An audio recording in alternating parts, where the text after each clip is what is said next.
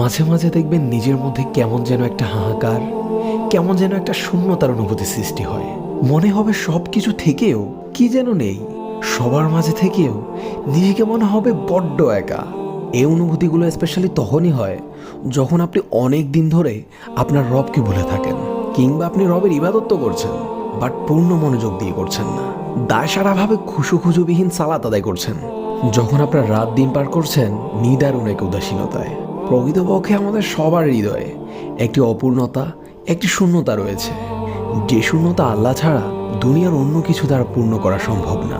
তাই নিজের এই অসহায়ত্বের করুণ মুহূর্তগুলোতে আল্লাহর কাছে নিজেকে পরিপূর্ণ সঁপে দিন।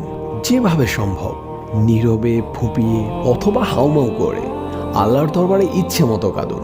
আপনার রবের কাছে যে আপনার চোখের পানি অনেক মূল্যবান, আপনি তো তা জানেনই।